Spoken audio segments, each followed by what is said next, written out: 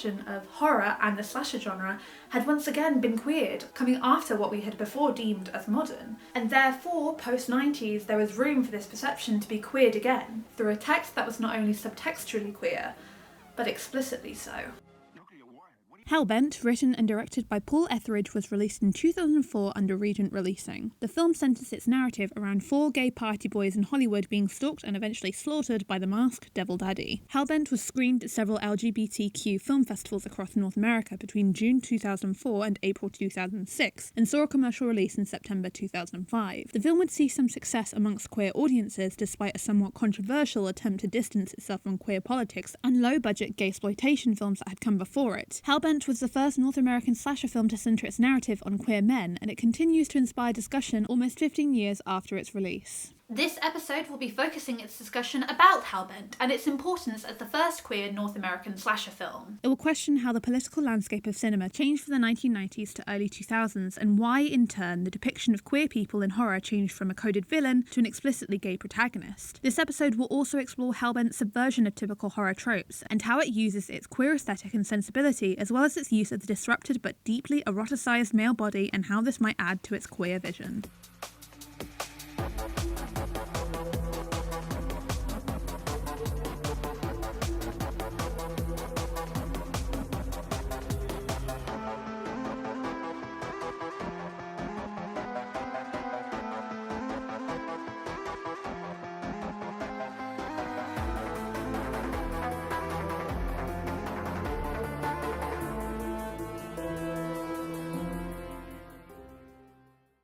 Following the cycle of postmodern slasher and horror of the late 1990s, the new millennium brought horror into an era of budgets dropping and subject matter diversifying, therefore the potential for explicitly queer narratives to properly be explored. While HELLBENT claimed to be the first ever all-gay slasher, a number of films, both American and international, preceded it. Make-A-Wish and High Tension operated as lesbian slashers, and 9 Dead Gay Guys was a gay slasher. Regardless, the release of queer slashers and their successes in festival circuits in the early 2000s demonstrated a shift in audience reception similar to that of the success of exploitation films in the 1970s. There was a desire for horror that was capable of pushing the boundaries of respectable audiences even further, and what better way to push boundaries than to portray marginalised identities that had been vilified since the 1930s? However, some would argue that HELLBENT, while operating as a gay slasher film, continuously distanced itself from actual portrayals of gayness. In a DVD commentary over the film, Etheridge distances the text from its camp predecessors, as well as resisting attempts to categorise the film as queer. Additionally, on HELLBENT's official website, when asked to define what gay horror is, Etheridge explains, "I predict most audiences will expect a gay version of a slasher,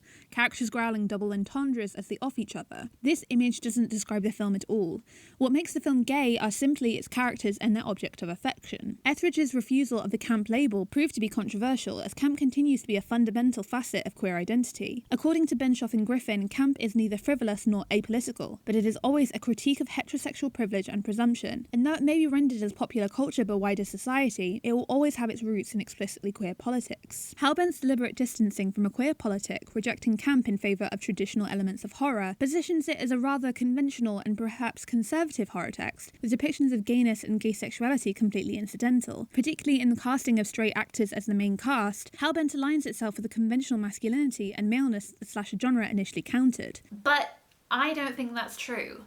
I would in fact argue that despite Etheridge's desire to distance HELLBENT from camp, it instead embraces it and revels in depictions of camp and queer aesthetics on screen. HELLBENT takes place during a Hollywood Halloween carnival, in the centre of LGBT LA. Amongst the creepy and campy costumes of the night, HELLBENT's cast of party boys, Eddie, Chaz, Toby and Joey, blend in effortlessly, decked out like the village people, aligning themselves with a rich gay history, with Toby, the hunky model of the group, in full drag. Medhurst defines camp as enacting outrageous inversions of aesthetic and gender codes, and from the costumes of its main cast to the extras and strangers that surround them, HELLBENT achieves this. Elliot Smith argues that HELLBENT's depiction of hypermasculinity aligns it with retrogressive ideas of gayness, and if we are to read the killings through a lens of explicit sexuality, the Devil Daddy can only kill or have sex with men who align with traditional values of manliness. But I think the killings can be easily reinterpreted through the lens of explicit camp, particularly through the death of Toby. Toby decides to dress in drag so he might attract a man more interested in what's in my head than what's between my legs, but becomes irritated at his lack of male attention. He spots the Devil Daddy leaving the carnival and follows him, shouting for his attention. The Devil Daddy ignores him, inspiring Toby to take out his driver's license and prove that he's actually an attractive man. The Devil Daddy approaches him as Toby removes his wig and reveals his flat chest, before caressing him while Toby says, "I'm never doing drag again," prompting the Devil Daddy to swiftly decapitate him. How's your head?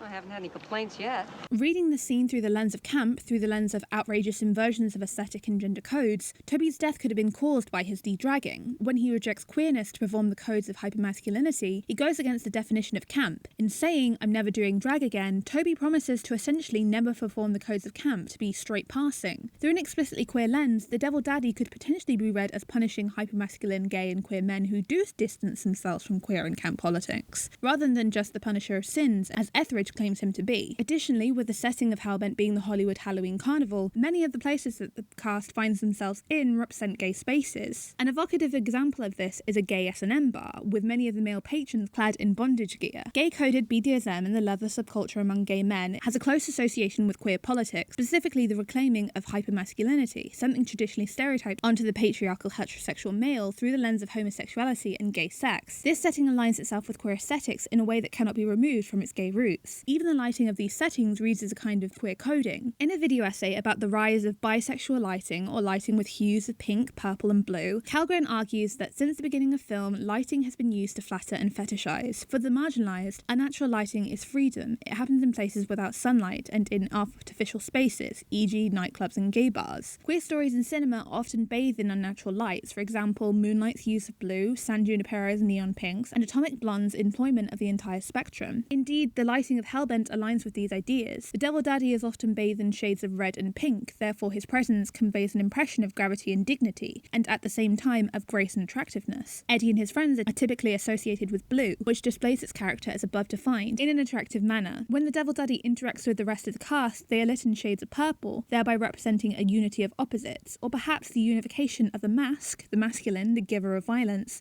and the femme, the feminine, the receiver of violence. The colour purple additionally has a long-standing relationship with queer identity, with lavender and pink being particularly emblematic of gay and lesbian politics. Even unintentionally, Hellbent is rife with gay and queer signifiers through its imagery and aesthetics alone. Part of the wide interest surrounding Hellbent was due to its subversion or gender bending of typical slasher tropes and character archetypes. Eddie is most aligned with the final girl. He is virginal, somewhat conservatively dressed compared to his friends, and well-behaved, not getting drunk or doing drugs like the others. Continuing discussion of the final boy, Clover additionally defined the final girl as being androgynous, sometimes possessing a male name, e.g. Sydney or Laurie or Stretch, and somewhat masculine-coded compared to her female friends, a male surrogate in things Oedipal, a homoerotic stand-in for the adolescent male audience member. As discussed in my Scream episode, gay male identification with final girls is common, perhaps due to the androgyny of the archetype, and much like the final girl, Eddie has to masculinize himself in order to defeat the Devil Daddy during the climax of the film. But unlike the final girl, who subverts her expectations and displays signifiers of queerness, Eddie is aligned with the expectation of traditional masculinity, and therefore potentially misaligned with notions of queerness. Effectively presenting as the whore and Eddie's counter, Chaz is represented as a loud bisexual whose sole character motivation is sex, so he is a genre-appropriate victim for the Devil Daddy. Chaz is killed in a nightclub after taking ecstasy and having a sexual encounter with a woman, which King reads as a punishment for seemingly being queer, inasmuch as his sexual desires and pleasures seem to trouble the categories of hetero and homo when they are understood as binaries. Etheridge, however, states that Chaz's death was instead because of his drug usage, as an example of a specific fatal flaw that my killer exploits, potentially aligning with a commentary on the relationship gay and queer men have with drugs and chemsex. Reading Chaz's death as a punishment places favour onto ideas that society upholds, ideas of frivolous, sex-obsessed, drug-addicted bisexuals being punished for their crimes against that which is conservative and what we perceive to be moral. However, through a specific lens of queer horror, Chaz's body is reduced to a beautiful object of the queer gaze and brings about a radical disruption of gender binaries and the ways male deaths are typically depicted. Aligning with the typical high male body count in slasher films, only males are killed in Hellbent. The Devil Daddy wields a rusty scythe, a phallic symbol that recalls the weapon often associated with reaping and death, and with it he decapitates his victims and leaves them as beautiful victims of brutal violence. Freud, and yes, we're talking about Freud again, Because I've had enough of this dude. suggests that the weapon, particularly a bladed one, often seen in slashers, such as a knife or a sword,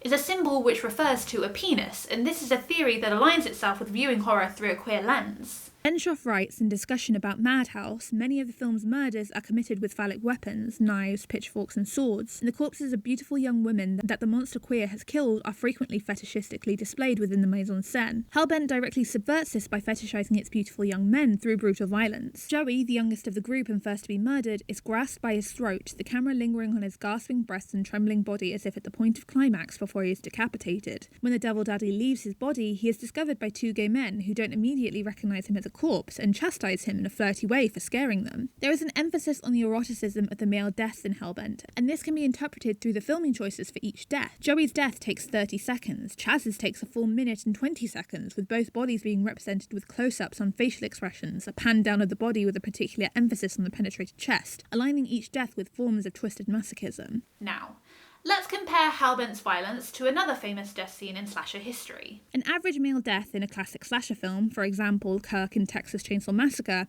counters this kind of male depiction. Through the use of a long shot with only a single close-up and pan on Leatherface, the audience sees Kirk get hit with a hammer and his twitching body gets dragged out of view. The whole scene takes about 5 seconds. Pam, in the very next scene, is violently pursued and penetrated on a meat hook. The camera is mostly in medium long and mid-shot, taking in her struggling in the arms of Leatherface before finishing the scene on a close-up of her screaming face that lasts 5 seconds. The scene is approximately 40 seconds, vastly different to Kirk's. Though Texas Chainsaw Massacre did earn criticism for the depiction of female violence compared to male violence, the slasher genre would thereby develop a new trope. Even in films in which males and females are killed in roughly even numbers, the lingering images are inevitably female. When considering this lingering image theory, it's no surprise that the most infamous male deaths, such as Johnny Depp being dragged into a bed in Nightmare on Elm Street and Kevin Bacon being penetrated in the throat by an arrow in Friday the 13th, have often been viewed through a homoerotic lens. Therefore, when male deaths are depicted in the same ways as female deaths, as beautiful objects of violence and cruelty, they become eroticized through an explicitly homoerotic gaze. Despite its controversies, Hellbent depicts an, if unintentional, explicitly queer aesthetic and gay sensibility through a horror narrative and subverts associations once had with the slasher genre. It demonstrates a postmodern queering of notions that the audience members had of slasher films and retains its importance as the first gay North American slasher film amongst horror theory and retroactive discussion. While Hellbent didn't kickstart an industry-wide desire for queer horror, its undeniable success solidified the desire for such texts among festival circuits. Acting as areas of cinema existing outside the margins of the mainstream, queer artists often see the most success and celebration of their work within these circles. In the 15 years since Hellbent's initial release in the festival circuit, online distribution has only become more popularised and profitable, and in my final episode's case study, we will explore the queer slasher narrative in the digital age and the importance of online distribution for queer artists.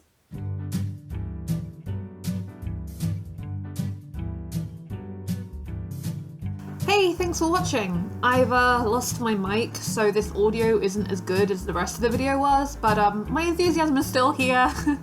I kind of spilled my heart out in the last video, but I really do appreciate everyone's loving feedback on this series. It really means the world to me. Be sure to follow me on my Twitter @VideoNasty, the same way that's spelled here, for some more hot takes on horror and random ramblings. So stick around, because my final episode in this series is coming hopefully soon, and it'll be covering a little known gem that I'm very excited to introduce to people.